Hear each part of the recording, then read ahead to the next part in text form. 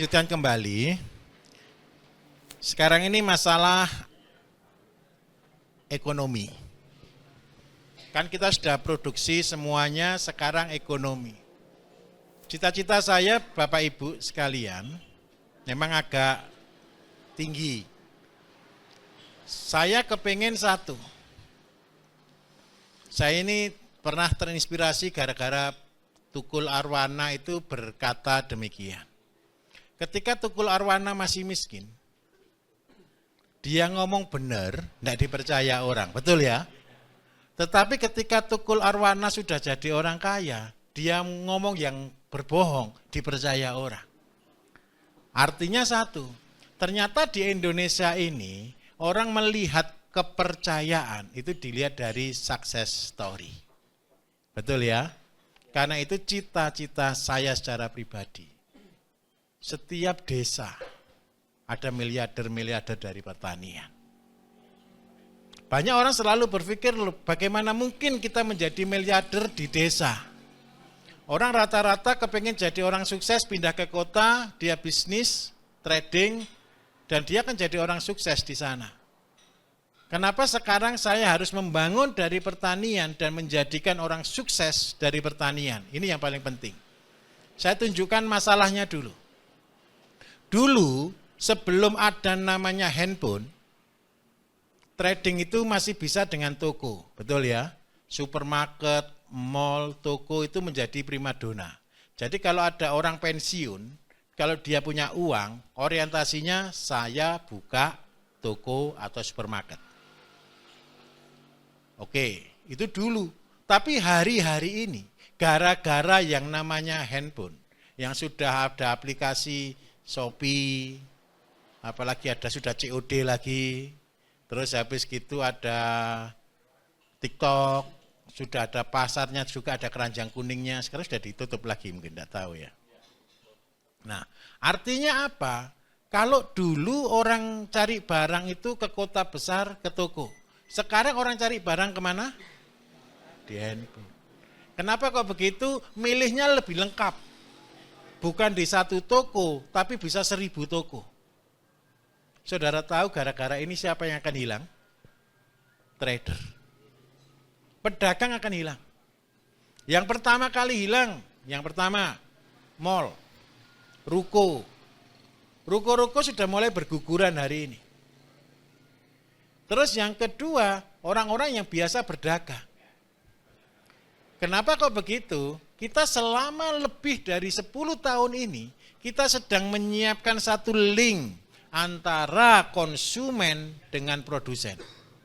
Yang ngeri lagi satu, produsennya dari luar negeri loh, kita bisa COD di sini. Setuju ya? Akhirnya siapakah yang akan menjadi trading? Saya minta tolong. JNT, gudangnya JNT itu penuh dengan handphone, penuh dengan tas, penuh dengan baju, penuh dengan semuanya. Daripada bayar karyawan toko, tuh gudang lebih baik titip di JNT atau di perusahaan-perusahaan ekspedisi yang siap untuk mendistribusi. Kalau saudara beli mesin sesuatu dari China, nunggu kirim aja bisa 1 bulan, 2 bulan, betul kan? Tapi sekarang barangnya sudah di stok semua di Indonesia ini. Di gudang-gudangnya Indonesia sudah di stok. Jadi saudara butuh tinggal klik, maksimal 2-3 hari sampai 1 minggu sudah sampai di rumah. Siapa yang akan hilang di sini? Trader Indonesia akan hilang. Orang tengah akan hilang. Kapan itu terjadi? Saya minta maaf. Setelah COVID-19, COVID-20, itu sudah dimulai.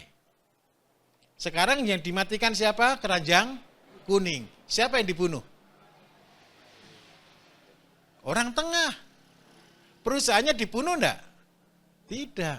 Konsumennya tahu enggak di mana perusahaannya sekarang? Kalau klik yang keluar siapa? Perusahaannya.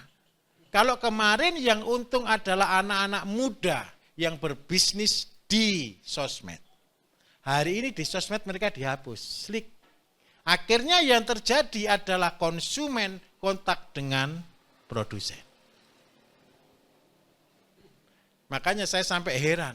Kenapa keranjang kuning harus dihapus? Dengan alasan adalah supaya bisa menaikkan pasar lokal. Bukan pasar lokal, membunuh pengangguran yang jutaan orang yang hari ini anak-anak muda sedang bisnis di sana. Saya punya perusahaan. Saya punya kantor pusat. Semua permintaan ke kantor pusat. Cuman karena kita sudah komitmen saja, sehingga jalur distribusi tidak kita lakukan. Dan sama dengan perusahaan-perusahaan yang lain di sana.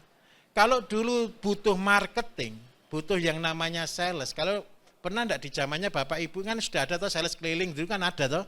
Hari ini perlu enggak namanya sales keliling? Enggak perlu, tinggal upload. Karena itu kita akan menghadapi tahun ini sama tahun depan gelombang pengangguran baru.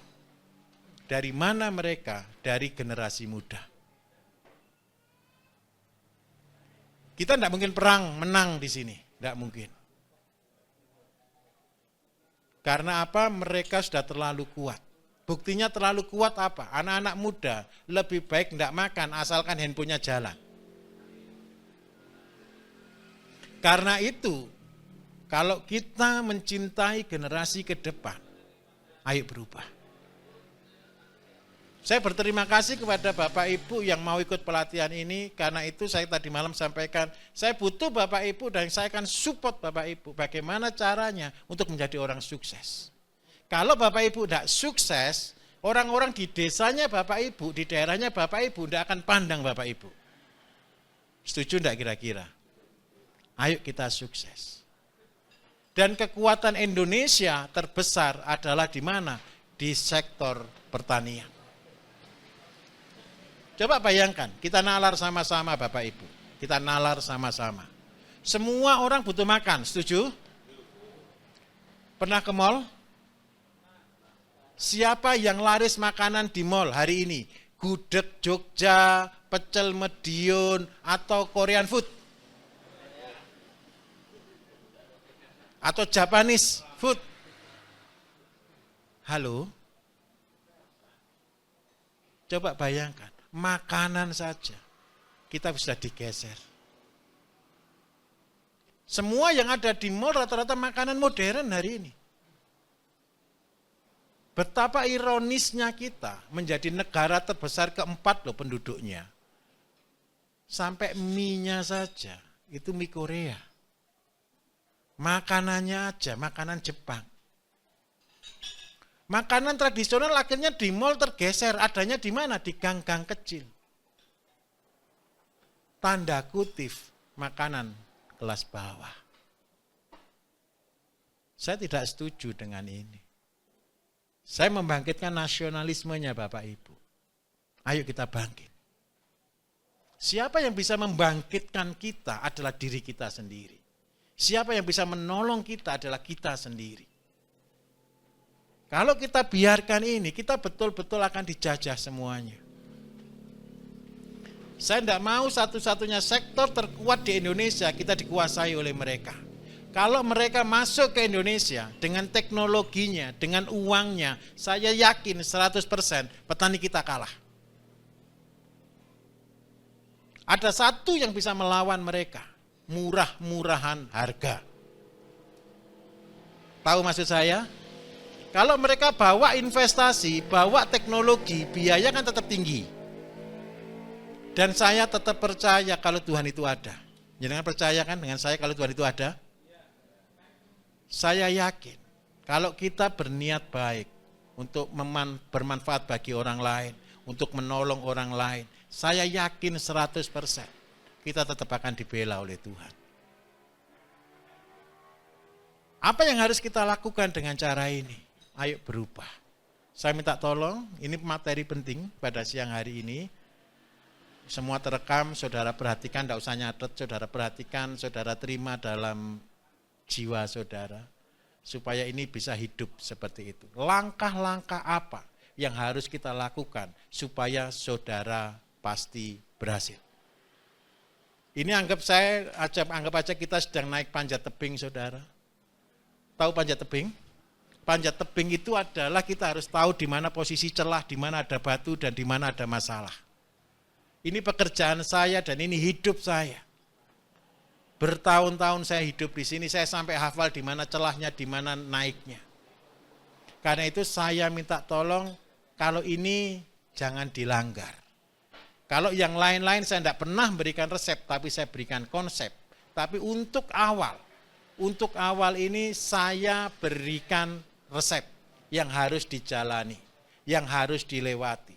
Kenapa kok begitu? Keluar dari situ saya jamin gagal. Saya sudah menerima banyak kegagalannya, saudara jangan lagi. Saya sudah cukup kegagalannya. Dan keberhasilan saya minta tolong saudara yang lakukan. Supaya apa? Seandainya niti batu itu luar biasa. Robert Kiyosaki itu pernah mengajarkan begini. Ada 3 bos mancing di danau waktu itu. 3 orang ini setelah mancing pakai perahu, kemudian yang punya rumah itu dia bilang gini, saya mau pulang, mau ambil makanan. Tahu-tahu dia lompat di atas air dan sampai di pinggir. Padahal ini air. Bagaimana dia melihat? Orang yang 2 bingung, loh kamu kok bisa berjalan di atas air? Ngerti maksud saya? Akhirnya yang 2 merasa, oh kalau dia bisa, dia juga merasa bisa. Dia langsung lompat dan langsung kecebur. Kenapa kok dia kecebur? Ternyata di dalamnya itu ada batu yang sudah dirancang sehingga dia hafal letak-letaknya sehingga dia bisa berjalan di atas air. Kalau orang yang tidak tahu, begitu dia lompat, tidak tahu batunya, kira-kira apa terjadi? Lompat langsung kejebur. Nah, sebenarnya di dalam bisnis apapun, ini konsepnya. Kita sudah tahu di mana batunya. Paham? Dan ini kalau saudara kata ternak, ayam atau kambing, apa yang ada dalam pikiran saudara? Ternak itu sebagai apa? Sampingan, tabungan gitu ya. Ada lagi kira-kira? Begini, bertani, ini goalnya adalah hidup. Ternak, goalnya adalah sejahtera.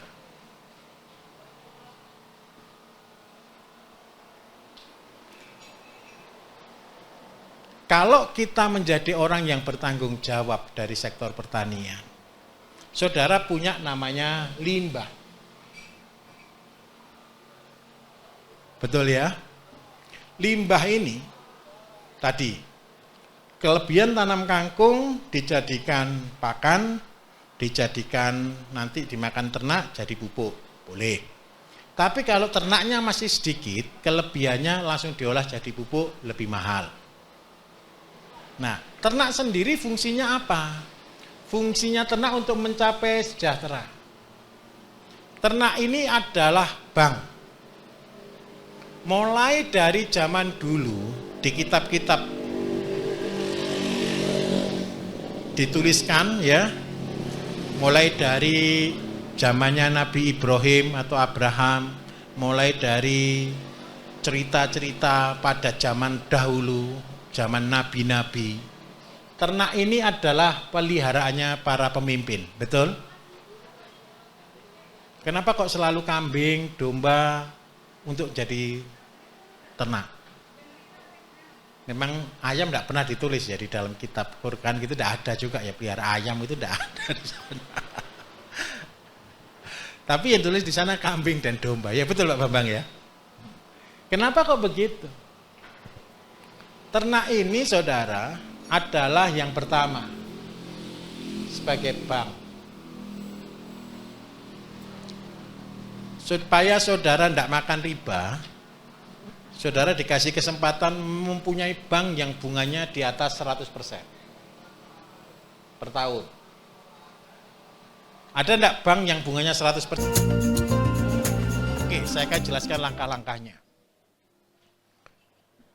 Langkah yang pertama, yang tidak boleh dilewati, mulai dengan rasa tanggung jawab dalam konsep LRT, limbah rumah tangga. Konsep wajib. Change your paradigm. Ubah pola pikir saudara untuk berpikir tidak ada sampah yang ada adalah manfaat. Jadi dari sampah limbah rumah tangga keluar 2 VOC plus pakan. Terus yang kedua, yang harus dilakukan wajib punya ayam. Dan yang kedua wajib punya untuk sayur keluarga. Ini luasnya kurang lebih 3 kali 3. Kalau ayam boleh 2 sampai 10 ekor. Tujuannya apa? 1. Kita ngomong makanan sehat, berarti kita harus punya stok makanan sehat. Kalau saudara mau beli makanan sehat dimanapun, kalau saudara tidak kenal siapa yang produksi, saudara bisa dibohongi. Betul tidak? Tetapi kalau saudara tanam sendiri di rumah, saudara akan dapatkan makanan sehat. Minimal untuk keluarga kita sendiri. Di Whole Garden ini adalah tanaman yang kita tanam di rumah terdiri dari 17 macam. Tanaman harian. Apa saja di sini? Sayur. Yang pertama bayam. Yang kedua kangkung. Yang ketiga sawi. Yang keempat, apalagi ini? Kacang panjang. Terus yang kelima bisa juga cabai, terong, tomat. Nah, ini adalah yang harian. Syukur-syukur kalau ada penderita diabetes, berarti tanamnya pare. Kemudian kita juga perlu obat, kita perlu bumbu. Yang pertama ada jahe, yang kedua ada kunyit, yang ketiga ada serai, yang keempat ada temulawak, yang kelima kita juga perlu kelor masuk di sini. Kelor bersama katu, serai, lengkuas.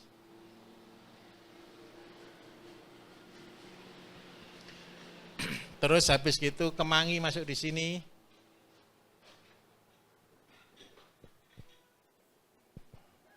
Satu lagi apa bumbu yang kurang ya? Jahe, serai, temulawak, lengkuas. Oh, mentimun di sini.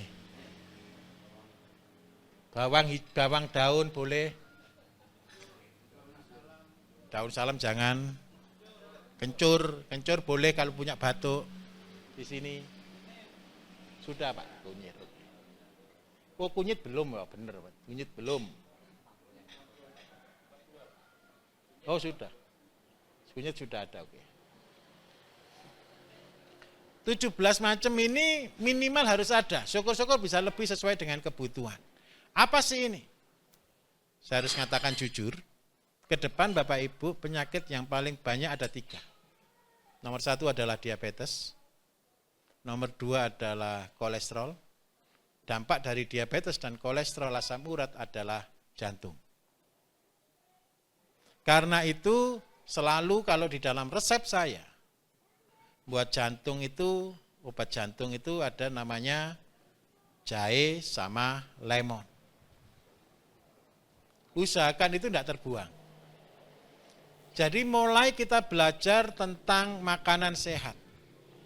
Ini kita produksi. Kalau seandainya polybag total semua ini kita masukkan dalam polybag sekitar 200 biji. Seandainya alasan Pak tanah saya sudah cor semua, tidak ada yang bisa dicangkul pakai polybag. Tujuannya adalah apa? Ini adalah obat.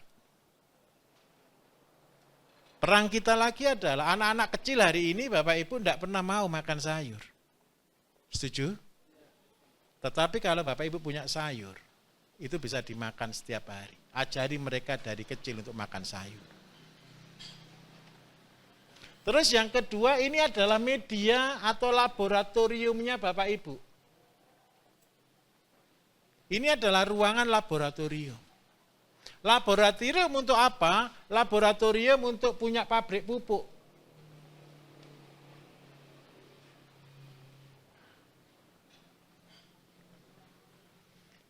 Lahannya kecil, diolah sebaik mungkin, sebagus mungkin, Di mana rumah saya Bapak Ibu selalu ada kebunnya. Walaupun cuma ukuran 3x3 atau 3x6 cuman begitu. Saya minimal lombok, tomat, terong enggak pernah beli. Sayur-sayur harian selalu ada di rumah.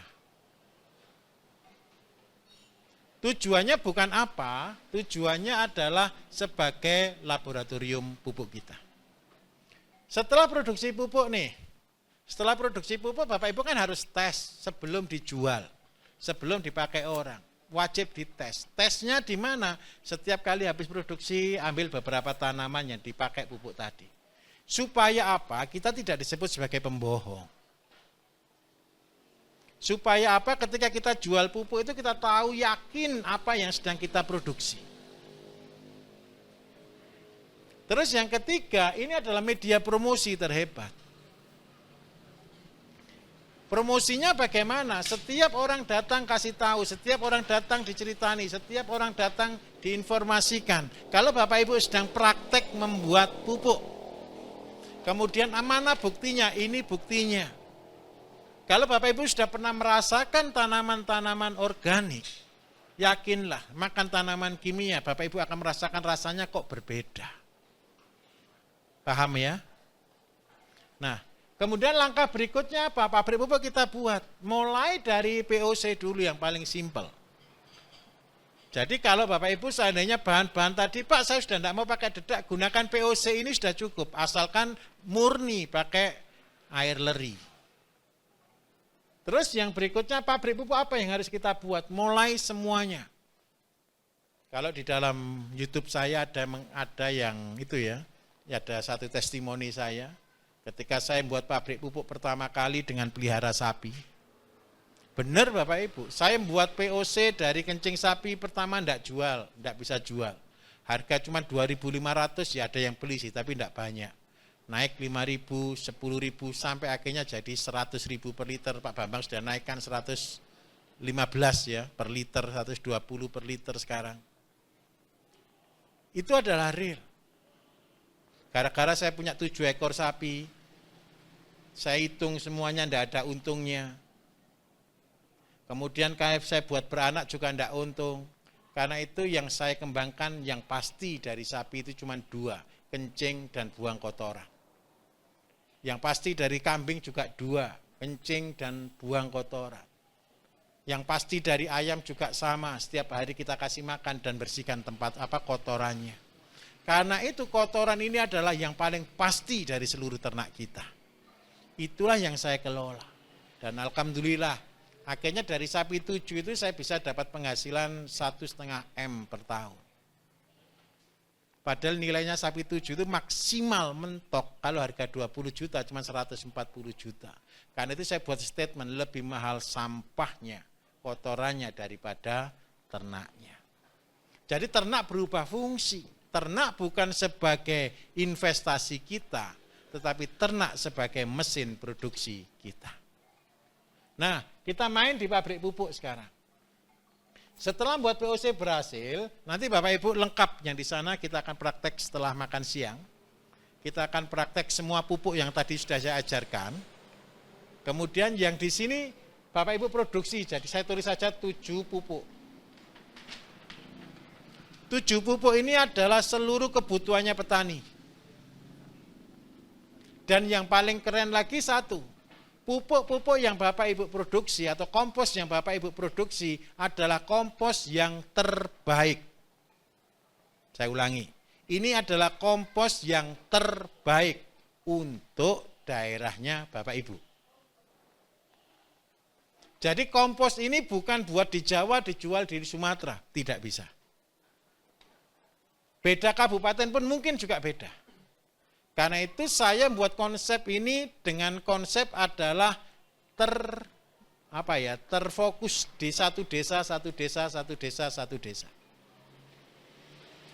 Jadi pupuk ini hanya untuk satu desa. Seandainya Bapak Ibu mau, nanti hitungannya bisnisnya gimana? Ini saya tunjukkan hitungan bisnis. Konsep 1. Seandainya satu desa, Bapak Ibu cek berapa ribu hektar kalau total semuanya, kalau untuk luar Jawa ribuan.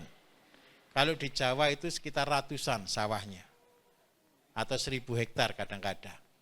Kalau kita buat rata-rata setiap desa itu ada sekitar 100 hektar. Rata-rata sawah. Nah, semua butuh pupuk. Saya yakin Bapak Ibu tidak mungkin bisa kelar untuk mencapai 100 hektar. Karena butuh waktu. Jadi ketika Bapak Ibu produksi pupuk di sini untuk target kita adalah 100 hektar. Karena itu 100 hektar itu sebenarnya cuma cukup tanah 4 kali 6. Ini untuk pupuk 100 hektar.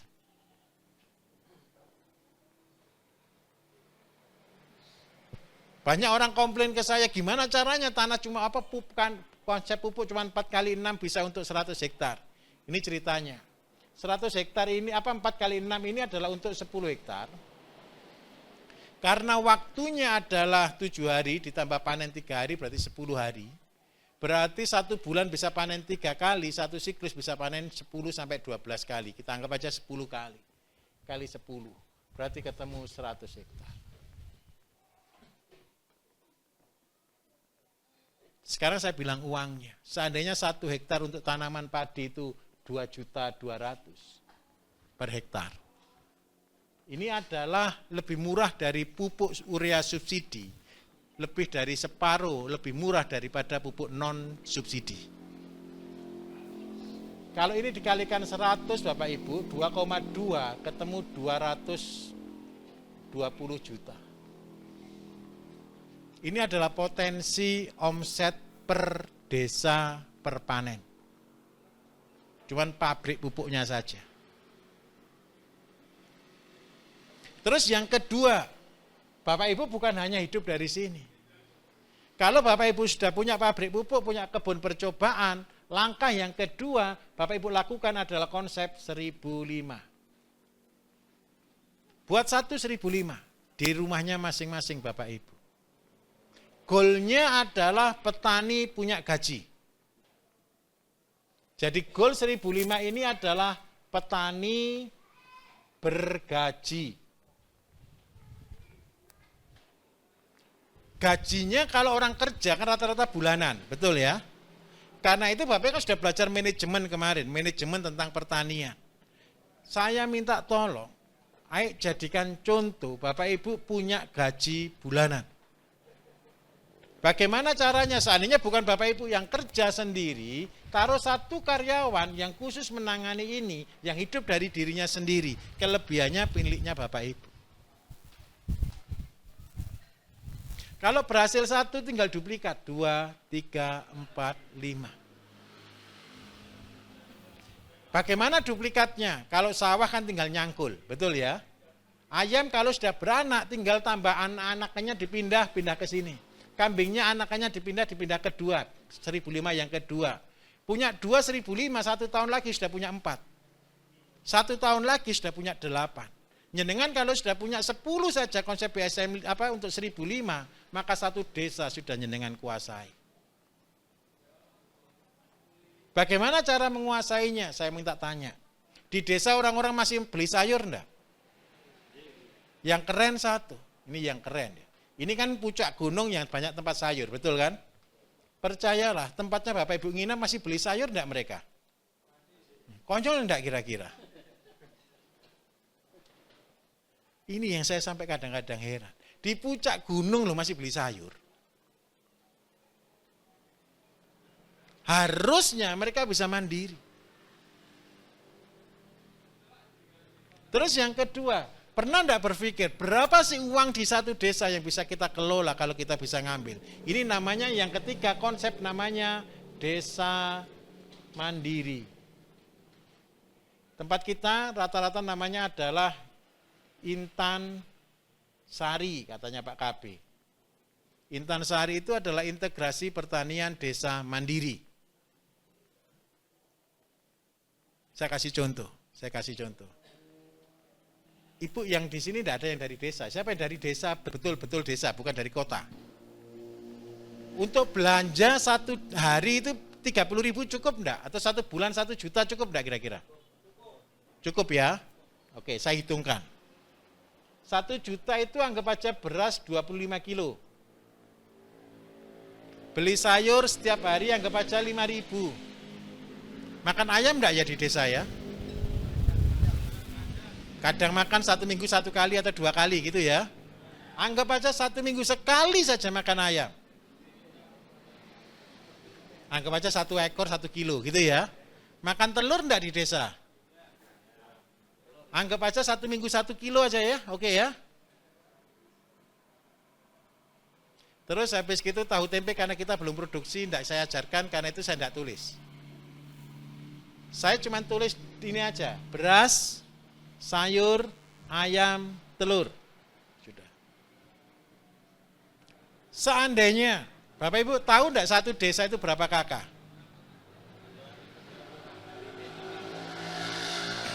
Kita teranggap terendah, satu desa itu ada sekitar ya 300 kakak lah gitu ya.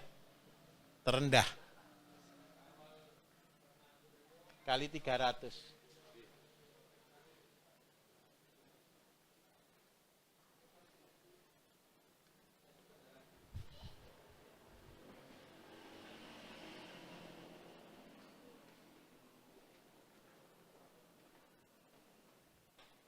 Setiap minggu Bapak Ibu perlu ayam 300. 300 ayam itu banyak atau sedikit? Banyak. Konsep saya yang menjadikan kita jadi miliarder, itu produksi ayam kita cuma 18.000 setahun. Kalau kita bagi 12 berarti cuma ketemu 1.500 sebulan. Kalau kita bagi minggu berarti cuma ketemu 400 ekor per minggu. Saya minta maaf. Kalau jenengan berhasil pelihara ayam dari 10 menjadi miliarder dalam waktu 3 tahun, itu cuma pasar 1 desa.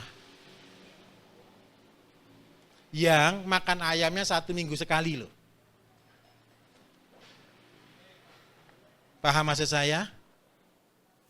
Kemudian yang kedua, makan telur sedikit toh 300 kilo seminggu itu. Kalau seandainya orang-orang mau kembali ke ayam organik dan telur organik, saudara tahu berapa ayam yang saudara siapkan untuk buat 300 telur? 1 kilo rata-rata sekitar 15 sampai 18 butir. Kalau ayam kampung 1 bulan telur cuma 10. Kalau ayam Arab 1 bulan telurnya 20. Berarti 1 bulan 1 ekor ayam itu cuma telur 1 kilo. Kalau butuh setiap minggu, butuh sampai, minta maaf, 300 itu berarti ada 15 sampai 20 kilo lah. Ini sudah kilo tadi, 300 ini sudah kilo. Berarti ini dikalikan 7, ketemunya 2100. Untuk satu desa, jenengan harus punya induk minimal 2100. Minimal. Itu kalau telurnya 20. Kalau telurnya 10 berarti butuh 4100. Kalau 4100 telur, kalau itu saudara tetaskan, itu pendapatan sudah di atas 60 juta. Saya hitungkan omset sekarang, yang per desa. Kalau kali 4 berarti 1,2, seandainya ayam itu harganya 40, jangan mahal-mahal, 50 sih sekarang. 40 lah kita buat murah, jangan mahal-mahal ya, kalau jual ya biar menang ya. 40.000 kali 1,2 itu 48 juta. Telurnya kita kasih murah lah, standar 25.000, berarti ketemu 30 juta. Beras anggap aja 10 sampai 12.000, 75 juta. Sayur kali 4 berarti ketemu 6 juta.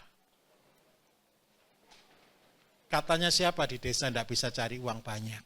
Satu desa saja sudah ratusan juta per bulan.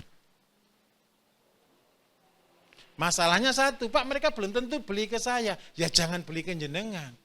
Matikan saudara, matikan berapa banyak orang itu sudah bekerja. Saudara yang bagi-bagi ke yang lain supaya mereka bekerja bersama-sama. Sampai di sini paham? Nah, apa yang membuat beda? Saya punya supermarket Bapak Ibu. Supermarket saya juga jual telur. Beli telur di tempat kita antri. Saudara senang jadi marketing atau senang diantri orang? Jadi kalau beli telur antri dulu ya nomor berapa gitu. Karena enggak cukup. Induk kita kemarin sudah 2.000 lebih, enggak cukup. Apa yang kita buat? Makanan kita adalah obat. Sayurnya Bapak Ibu adalah obat. Berasnya Bapak Ibu adalah obat. Ayamnya Bapak Ibu adalah obat. Telurnya pun obat. Bagaimana membuat ayam itu obat? Kalau masak, Bapak Ibu dikasih bumbu enggak? Supaya ayamnya itu enak tanpa dikasih bumbu, bagaimana caranya? Kalau ayam kan dipotong dulu baru dibumbuin. Kalau saya lebih baik mumpung dia masih hidup, ayo kita bumbuin. Bumbunya pakai apa? Bumbunya ya pakai kunyit, pakai temulawak, pakai jahe. Apalagi kalau Bapak Ibu buat semedang jahe setiap malam, punya limbah enggak kira-kira? Jangan dibuang, limbahnya buatkan untuk jamunya ayam, untuk pakannya kambing. Sehingga ayamnya Bapak Ibu sehat, dagingnya juga sehat, nanti yang makan jadi sehat. Paham di sini? Inilah yang saya maksud dengan satu konsep penyelamatan generasi.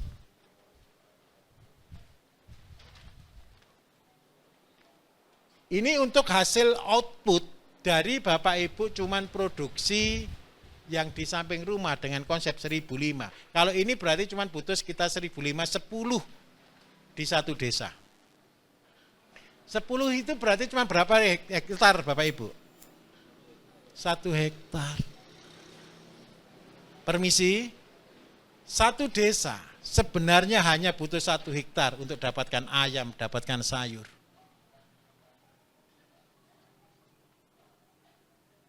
Nah, inilah tugasnya Bapak Ibu nanti di rumah masing-masing.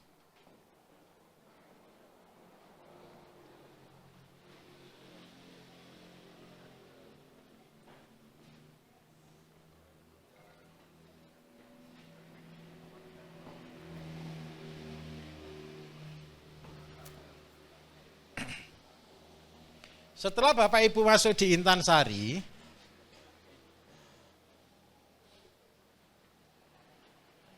apa langkah terakhir?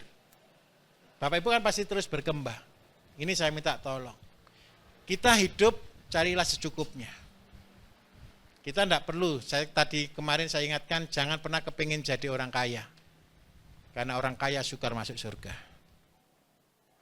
Kenapa kok orang kaya sukar masuk surga? Sombong duluan. Nanti surganya tambah jauh soalnya. Jadi kita harus tetap jadi orang sederhana. Loh Pak, tapi ini kan akan terus berkembang. Karena itu saya mengatakan teori saya untuk menjadi orang kaya adalah jangan pernah mau jadi orang kaya.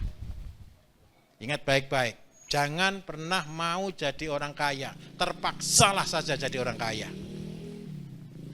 Bagaimana caranya supaya terpaksa jadi kaya? Ini triknya, ini teori saya terakhir.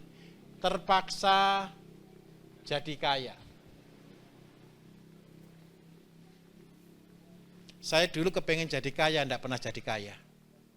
Tapi ketika saya cuma katakan, saya tidak mau jadi kaya, saya mau cuma hidup cukup, saya terpaksa jadi orang kaya. Kenapa saya terpaksa jadi orang kaya? Ada teorinya. Yang pertama, ketika Bapak Ibu sudah punya satu usaha yang sudah Bapak Ibu lakukan, ada pupuk, ada 1.500 sudah jalan, sudah berkembang. Bapak Ibu kan kepengen kembangkan. Kuat enggak kita nyangkul sendiri untuk 2.000 meter? Enggak kuat. Ketika Bapak Ibu sudah berhasil, waktunya Bapak Ibu sudah bukan habis untuk produksi, habis terima tamu. Habis ketemu melayani konsumen. Terus apa yang harus kita lakukan? Saya minta tolong carikan santri di sini. Carikan murid di sini. Cari anak-anak muda yang berminat, ayo belajar, ayo belajar, ayo belajar. Saya minta tolong, kita sefrekuensi. Saya tidak pernah senang punya karyawan. Kenapa saya tidak pernah senang punya karyawan? Karena kalau karyawan itu hanya digaji. Tapi saya senang mencetak anak atau mencetak mitra. Artinya apa? Mereka kita ajari semuanya. Mereka bisa berlatih di tempat kita ajari. Setelah mereka pinter, usir mereka keluar dan buatkan di luar. Supaya apa? Berkembang. Mungkin saudara hanya bilang, sudah kamu jalan, nanti saya minta hanya 10% saja kirim ke saya. Gitu Bapak Ibu.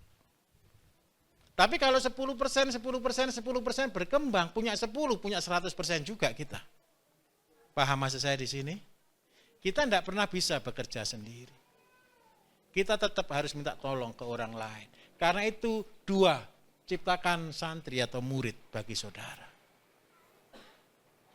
Karena itu pekerjaan saya terberat sebenarnya bukan bangun tempat Bapak Ibu. Mencari SDM. Mencari siapa yang pengelola. Saya yakin 100%. Ini konsepnya Gusti Allah ya. Gusti Allah pun di dunia ini cuma cari orang-orang yang sungguh-sungguh hati. Orang-orang yang benar-benar. Untuk apa? Saudara tahu enggak kira-kira? Untuk ditolongnya. Untuk dibantunya. Untuk dibuatnya berhasil. Supaya apa? Saya minta maaf. Ini agak melenceng sedikit. Hari-hari ini kita akan berperang melawan, minta maaf ya, ateisme. Saya mau katakan jujur, siapa di antara saudara yang pernah kecewa sama Gusti Allah? Ada enggak? Ada Pak, tapi tidak berani ngomong. Betul enggak? Berapa kali saudara kadang-kadang mempertanyakan keberadaan adanya Gusti Allah? Fair. Saya harus katakan fair. Ke depan, kita akan ketemu masa orang-orang tidak mau percaya dengan Gusti Allah. Karena apa? Mereka akan katakan, saya sudah melakukan semuanya. Tapi mana? Terus ditambah lagi sekarang serangan-serangan, kekurangan-kekurangan dari beberapa pondok, tokoh-tokoh mulai dibuka aibnya. Akhirnya melunturkan banyak orang kepercayaannya kepada adanya Tuhan. Karena itu saya minta tolong, saya betul-betul minta tolong. Saudara yang percaya bahwa Tuhan itu ada, saya minta tolong, buktikan keberadaannya dengan usaha saudara. Ikuti cara saya, jangan pernah berdoa untuk rezeki, berdoalah diberi kekuatan untuk bisa melakukan tugas ini. Saya tidak pernah minta apa-apa, saya cuma selalu minta doa saya cuma satu, tolong beri saya kekuatan untuk saya bisa terus melangkah. Karena apa? Ini pekerjaan bukan pekerjaan yang sepele Bapak Ibu. Ini pekerjaan yang berat. Bertani itu mudah, nyangkul itu mudah, membuat pupuk itu mudah, jual itu mudah. Tapi membuat satu sistem semuanya, itu tidak bisa kita lakukan sendiri tanpa adanya kekuatan yang lain. Jadi, ini teori terakhir.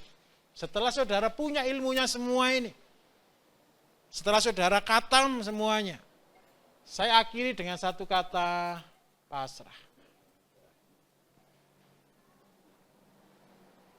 Setelah khatam semua, jadilah orang bodoh yang cuma bilang pasrah. Kenapa kita harus bilang pasrah? Karena kita tidak pernah menumbuhkan lombok. Karena kita tidak pernah menumbuhkan tanaman. Kita hanya merawat, kita hanya menanam, kita hanya memelihara, kita hanya memupuk. Yang membesarkan semua bukan kita. Dan saya yakin 100%. Saya yakin 100%. Saya sudah membuktikannya berulang-ulang kali. Ketika kita tekun melakukannya, saya percaya kita akan menerima dan melihat terobosan itu ada. Saya sebagai contoh, saya sebagai saksi, saya sudah mengalaminya. Dan saya bercerita buat Bapak Ibu Saudara. Saya minta tolong Bapak Ibu melakukannya. Saya tidak menuntut harus selesai dalam waktu setahun, 2 tahun, 3 tahun. Tidak. Tapi melangkahlah dengan proses. Saya tidak kepingin Bapak Ibu keluar modal banyak untuk membuat ini. Tidak. Mulailah dari modal di dompetnya Bapak Ibu. Bukan uang 100.000, bukan uang 50.000, bukan uang 1 juta, 30 juta. Bukan sama sekali. Tapi ketika melangkah setahap demi setahap, insya Allah kita akan mencapai di titik yang sama. Saya berdoa sekali, Bapak Ibu, kemungkinan 1-2 tahun ke depan, seperti kemarin saya cerita, murid-murid saya yang dulu kadang-kadang sulitnya minta ampun. Tapi ketika sudahlah saya pasrahkan, saya tidak bisa mengubah nasib orang, saya tidak bisa membuat orang menjadi baik, saya hanya bertugas mengajari, memberi ilmu dan semuanya. Suatu hari ketika mereka mentok, dan mereka berhasil, mereka datang. Dengan satu cerita keberhasilan itu menjadi kebahagiaan bagi saya. Ketika mereka bisa mengubah daerahnya masing-masing, luar biasa. Terakhir saya kasih contoh. Ini murid saya yang ada di Entikong. Entikong itu adalah perbatasan Malaysia dengan Sanggau, dengan Kalimantan Barat. Saya di sana punya satu murid, dia ini tinggal di pedalaman, kemudian saya tarik di sekolah saya punya sekolah SMK di sana, SMK Pertanian, untuk dia ngelola di sana. Dia saya ajari sayur. Kemudian dia bilang ke saya, Pak saya mau menikah. Terus kamu tinggal di mana? Saya kan tinggal di perbatasan. Ya sudah, akhirnya dia menikah ke sana. Dan saya sudah lama tidak kasih kabar. Berapa tahun yang lalu saya ditelepon gitu, Pak saya bersyukur sekali, sekarang saya sudah berhasil. Gimana berhasilnya? Sekarang saya tanam sayur, saya jualnya ke Malaysia. Jadi lewat jalan tikus dia jual ke Malaysia. Tahu enggak omsetnya satu bulan berapa Bapak Ibu Saudara? Di atas 500 juta, cuman bawa sepeda.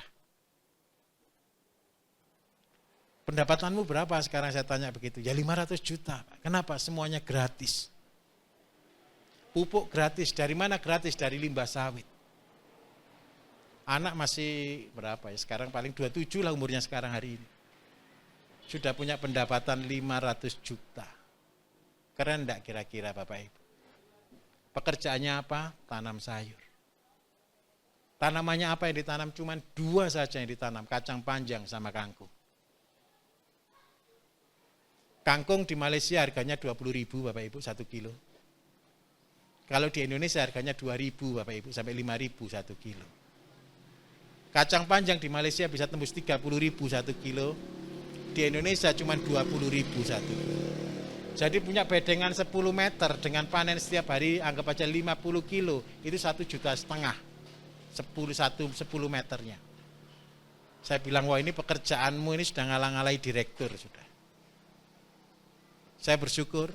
Saya kepingin dengar cerita-cerita keberhasilan dari petani-petani sederhana yang ada di daerahnya Bapak Ibu. Saya minta tolong ya, boleh ya? Tetap semangat, oke. Apa sih konsepnya manajemen? Saya ulangi sedikit. Contoh Bapak Ibu, seandainya kita punya tanah 1.000 meter. 1.000 meter jikalau kita tanami padi, jagung, atau tanaman-tanaman satu musim, seandainya padi dia akan keluar sekitar di angka 600 sampai 1 ton, ini sudah terbagus. Kalau 600 sampai 1.000 1 ton ini, seandainya harga sekarang ini kan 7.000. Ini ketemu di angka anggap aja 7 juta. 7 juta dipotong biaya kurang lebih sekitar 2.500.000, anggap aja tinggal 4.500.000. Umurnya satu siklus 4 bulan berarti cuma 1 juta. Uang 1 juta 1 bulan kan tidak mungkin cukup, betul ya? Karena itu apa yang harus kita lakukan dengan manajemen? Dan ini adalah masalah bagi lahan-lahan yang ada di sekitar kita hari ini. Karena itu saya mengajak kepada seluruh petani kita belajar dengan sistem manajemen. Seandainya ini perbandingan yang membuat kita bumi langit ya. Saya kasih ilustrasi. Tanaman apa yang selalu dibutuhkan? Itu kuncinya. Kita jangan berpikir tanaman apa yang mahal, tapi tanaman apa yang selalu dibutuhkan yang harganya murah. Kenapa kok kita harus berganti dari harga mahal ke harga murah? Kalau di harga murah, orang tidak akan mau tanam di sana. Paham maksud saya? Paling murah tanaman itu apa? Tapi pasti laku. Jualnya tidak susah. Karena itu saya biasanya bisa gunakan sayur, bisa gunakan tanaman-tanaman apapun. Saya kasih contoh, seandainya ini yang paling sering kita tanam itu kangkung. Kangkung itu kenapa kita bisa tanam kangkung? Kangkung bisa kita jual nomor 1. Yang kedua, seandainya tidak laku, kita pakai untuk pakan itu ikhlas. Paham maksud saya ya? Tanam kangkung untuk pakan ayam kan masih ikhlas kan? Loh benar. Betul, ini betul gitu loh. Seandainya saya punya 1.000 meter, saya tanami kangkung semua. Kangkung itu jarak tanamnya adalah 5 cm. 5. Satu lubang diisi 2 sampai 3 biji.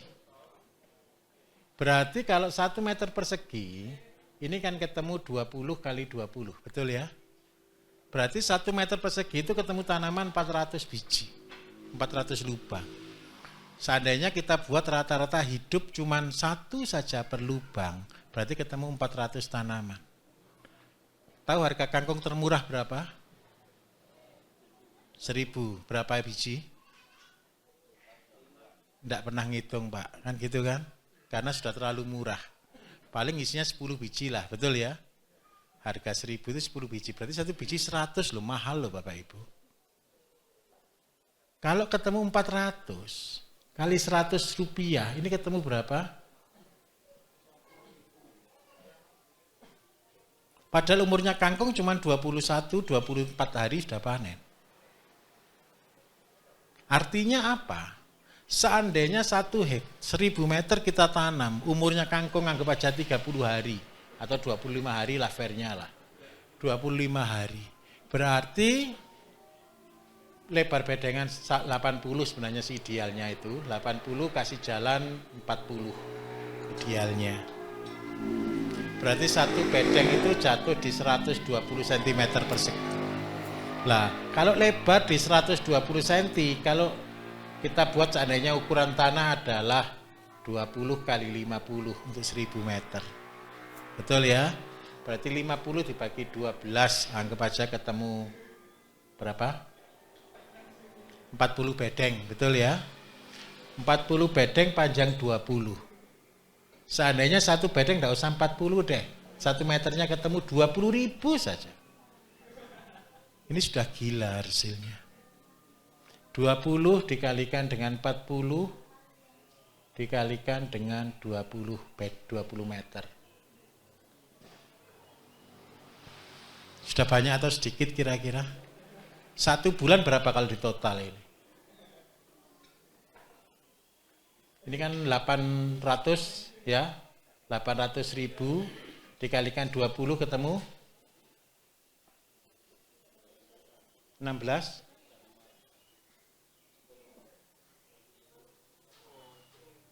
Hasilnya bumi langit enggak kira-kira? Inilah manajemen. Banyak orang selalu bertanya kepada saya, Pak, dijual kemana? Loh kalau enggak laku bagi-bagikan. Kalau enggak laku lagi untuk pakan. Kalau laku dijual, kalau enggak laku dibagikan, kalau enggak mau kasih untuk pakan. Mudah atau susah? Saya kasih contoh.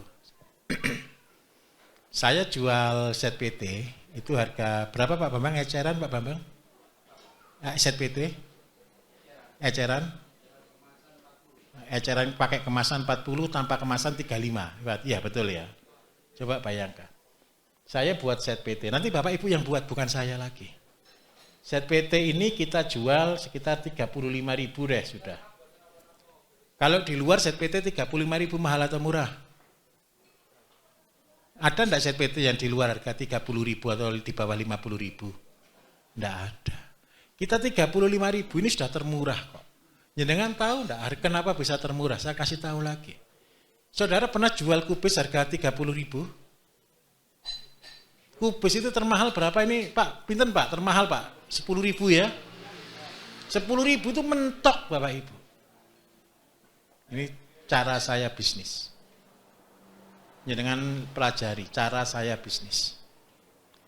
Orang tanam cabai, berbondong-bondong tanam cabai, tanam kubis, betul ya?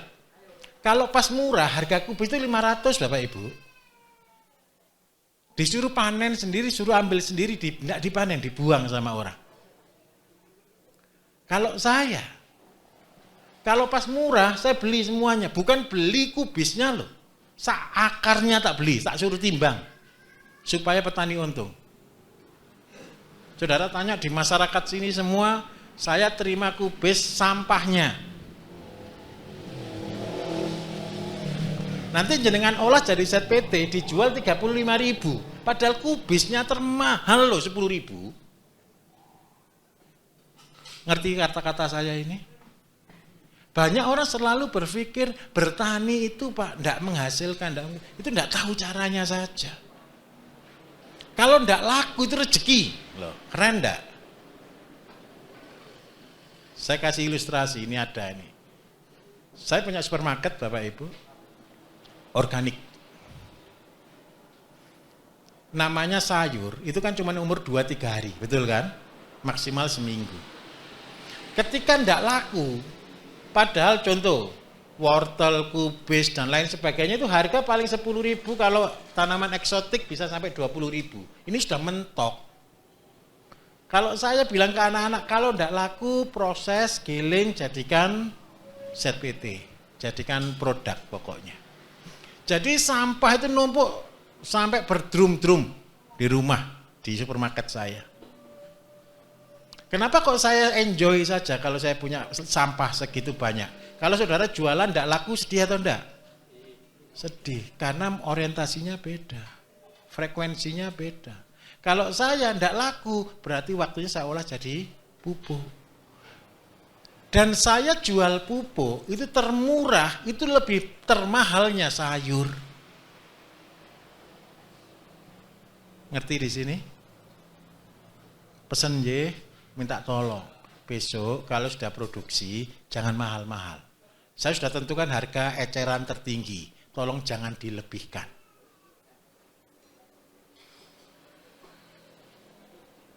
Contoh, saudara tanam kangkung, tidak laku, saudara buat pakan. Saudara tanam kubis, tidak laku, saudara buat pakan. Pakan pun itu sebenarnya murah, tetapi kalau diolah lagi, sudah terlanjur busuk, diolah lebih mahal lagi. Paham di sini?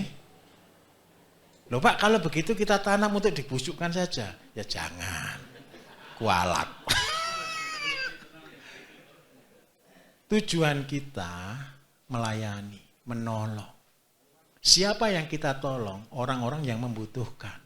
Siapa yang membutuhkan? Orang-orang itu butuh makan, butuh sayur, butuh semua, kasih yang sehat. Kalau dikasih yang sehat, mereka masih aja produksi jenengan masih lebih tinggi, jangan takut, jangan putus asa, diolah. Itulah tanggung jawab. Paham di sini ya? Jadi tanggung jawab itu adalah ketika kita tanam, jangan tidak laku langsung putus asa. Tidak laku diolah. Diolah untuk apa? Turun dari manusia ke ternak. Dari ternak tidak bisa lagi ke bakteri. Jadinya pupuk. Kalau pupuk disimpan lebih lama, lebih mahal. Ngerti konsep di sini? Tanaman apapun. Tapi minta tolong.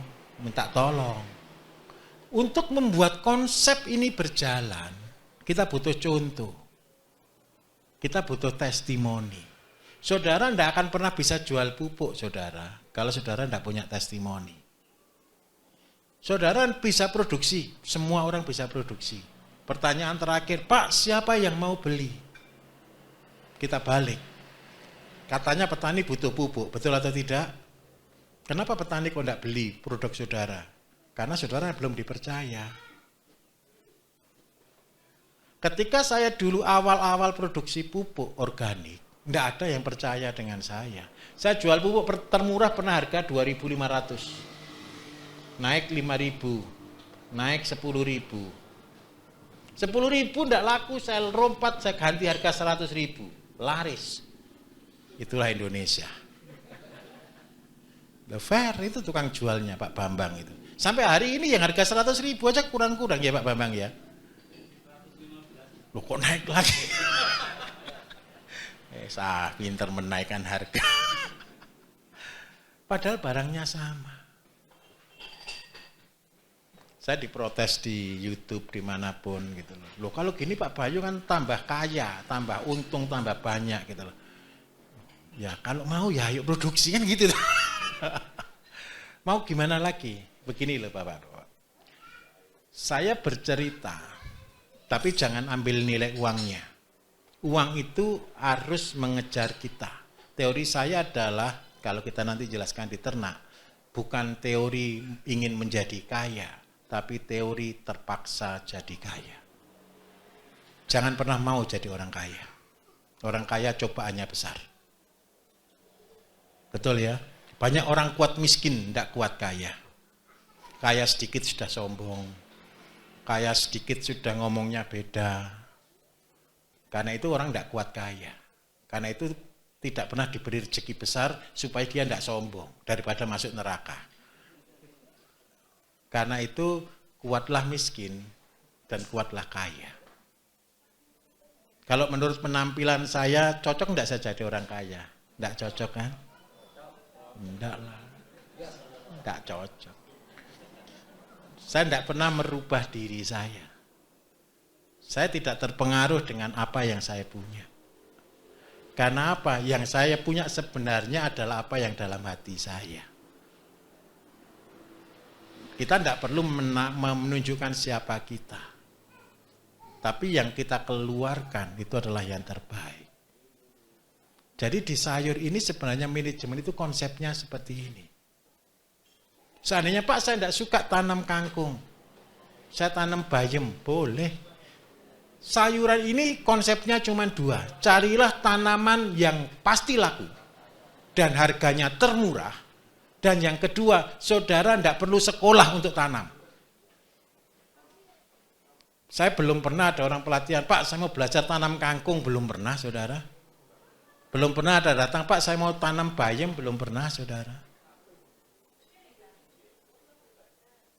Saya belum pernah ada orang tanam sawi, mau sekolah gitu tidak perlu saudara. Orang yang kepengen sekolah itu tanam semangka, melon, lombok, tomat itu kan yang menggiurkan. Yang kepengen jadi miliarder dalam waktu secepat-cepatnya. Ini bukan kemerdekaan. Jadi tidak usah dikejar secepat-cepatnya. Orang yang kayanya cepat, saya minta maaf, sebentar lagi dia miskin. Tetapi orang yang sedikit demi sedikit naik, dia akan menjadi orang yang kuat. Setuju di sini? Pertanian ini mudah atau susah untuk manajemen konsep seperti ini? Harusnya tidak usah pelatihan, Pak. Sudah pinter. Yang tidak kuat satu, saudara. Ketika saudara sudah tanam, tidak laku. Itu mental kita itu tergoncang di situ. Apa yang harus kita lakukan? Di konsep 1005 itu sebenarnya cuma untuk melayani 72 keluarga. Cuma 1 RT saja, kurang. 1 RT saja, kurang. Terus yang kedua, ya jangan seandainya punya tanah 1000 semua ditanami kangkung semua, ya jangan, asam urat nanti satu kampung saudara. Tanam macam-macam. Ada kangkung, ada bayam, ada sawi, ada singkong, ada kacang panjang maksud saya, sedikit tapi setiap hari. Akhirnya apa? Rumah kita, tempat di mana saudara tinggal, tempat di mana sayur saudara produksi, itu berubah. Bukan menjadi rumah, tapi menjadi rumah produksi. Dan menjadi rumah marketing. Dan inilah sebenarnya ke depan yang akan menjadi supermarket. Coba bayangkan, setiap desa ada 20 saja orang-orang yang mau tobat ke pertanian organik dan dia melakukan gerakan ini. Tidak ada kemiskinan di desa. Tidak ada orang minta maaf ya, orang sakit yang aneh-aneh di desa. Saudara kalau lihat di belakang itu ada tulisan your food is your medicine. Makananmu adalah obatmu. Ini adalah tren kita, visi kita dari saya, dari Payusiat Mandiri untuk merubah orang tidak beli obat, tapi beli makanan. Jadi sekarang saya tingkatkan di kualitas herbal saya untuk mengajari orang sehat cuma dengan makan. Kenapa kok begitu? Saya jualan obat itu ada ndak enak Bapak Ibu Saudara. Karena saya 100%. Saya tidak bisa menyembuhkan orang. Obat saya tidak menyembuhkan orang. Obat saya hanya membantu cuma 2% saja. Itu katalis. Kalau saudara mau tanya katalis yang sebenarnya apa, ya obat saya itulah katalis. Fungsinya bagaimana? Saya jelaskan biar saudara tidak ragu. Tubuh kita ini beratnya rata-rata berapa kilo? Anggap aja terkecil 40 kilo gitu ya, terbesar 1 kintal. Kalau minum obat saya, produk herbal saya cuma minum dosis tertinggi untuk orang sakit kanker. Yang dosis tertinggi itu 10 tetes 3 kali sehari. Berarti sehari cuma minum 30 tetes, itu dosis tertinggi. Satu hari cuma 1,5 mili. Secara logika, 1,5 mili ada pengaruhnya enggak untuk tubuh kita? Enggak ada pengaruhnya. Tapi itu adalah kerjanya katalis. Katalis itu apa kalau begitu? Begini ceritanya. Pernah bangun rumah? Pernah ya? Atau minimal kalau enggak gitu pernah lihat orang bangun rumah, betul ya? Bangun rumah itu ada bata, betul? Ada semen, ada pasir, ada kayu, ada genteng, ada besi, ada macam-macam. Seandainya saudara bangun rumah sendiri, bisa enggak jadi rumah? Bisa. Berapa lama? Enggak tahu. Betul ya? Pokoknya enggak kena hujan, aman.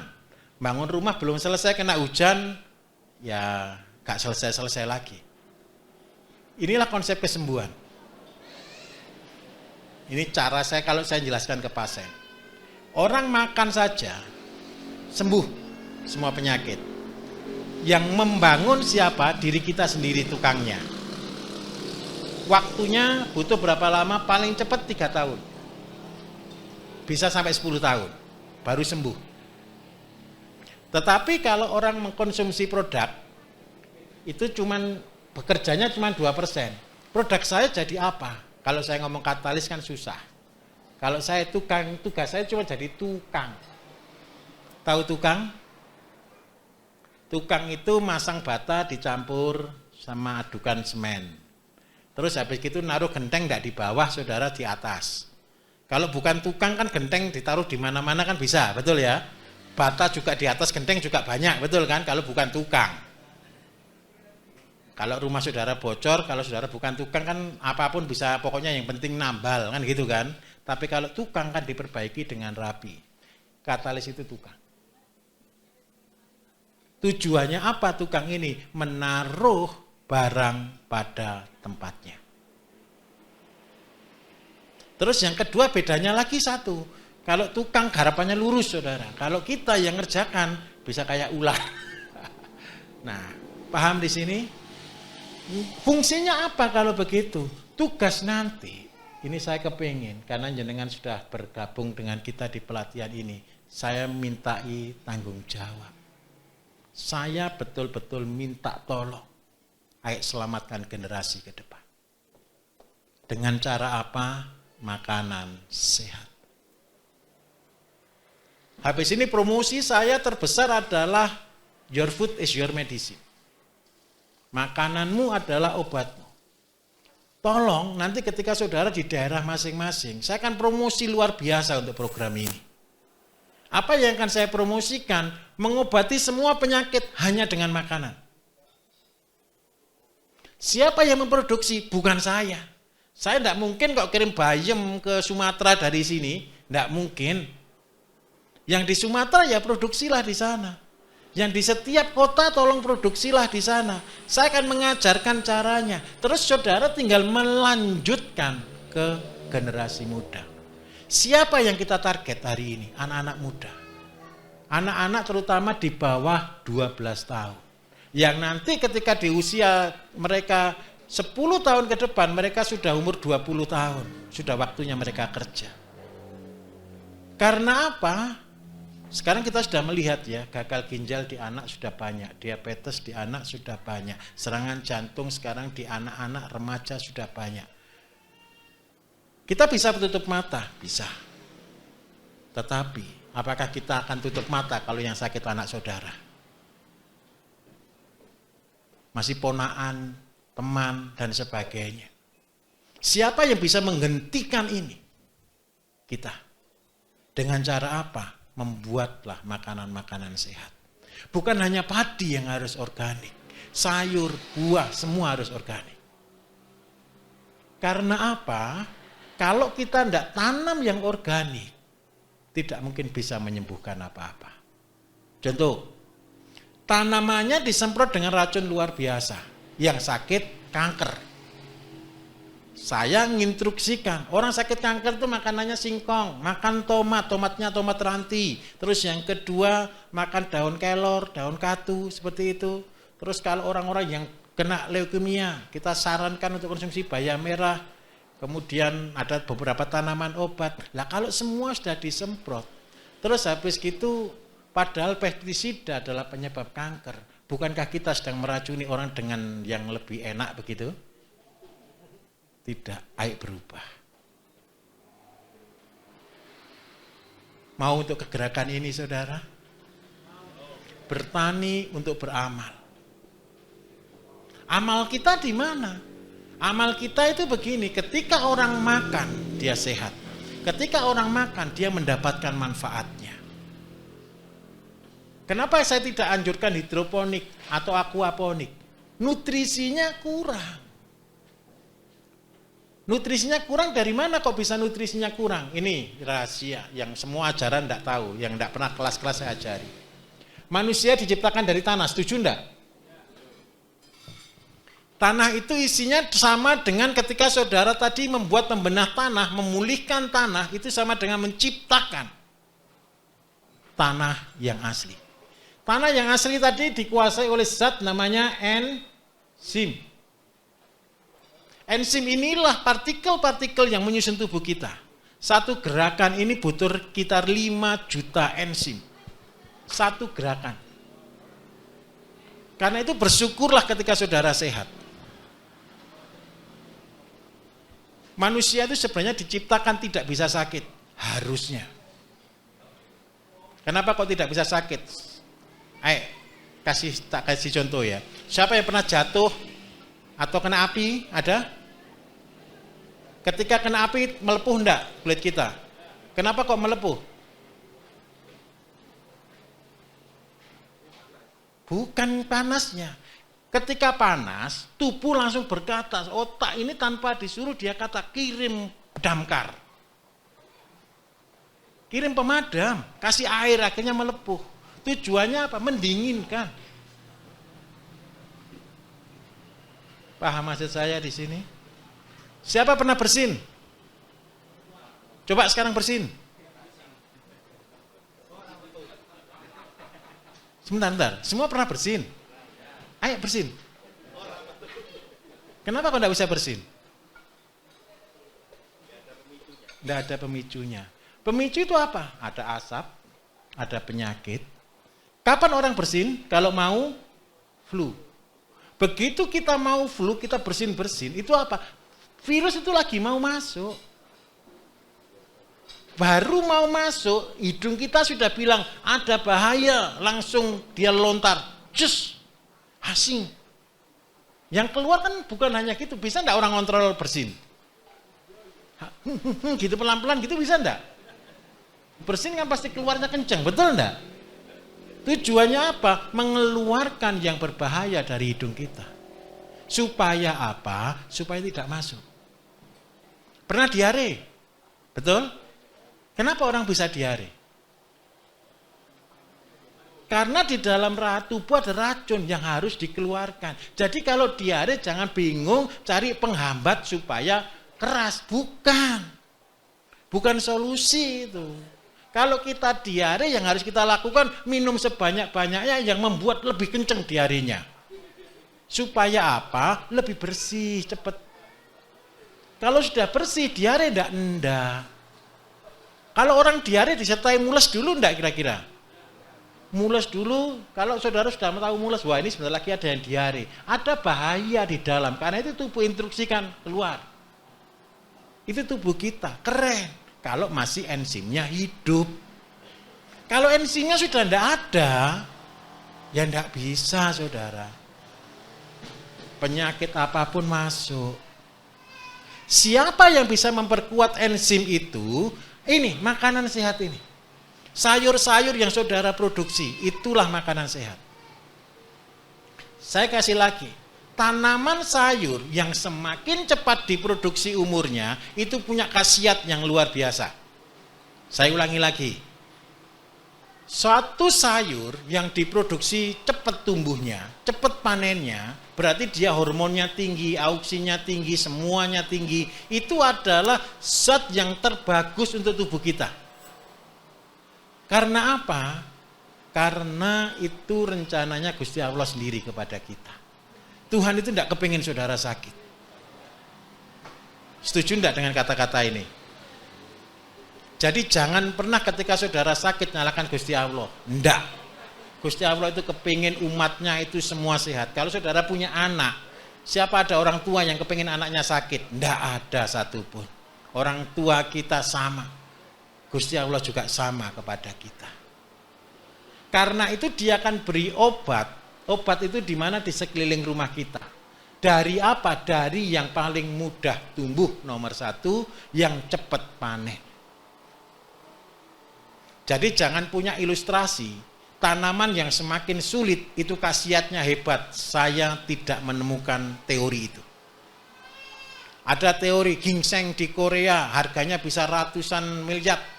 Usianya bisa 100 tahun, 1000 tahun, itu barang antik yang dijual. Itu bohong.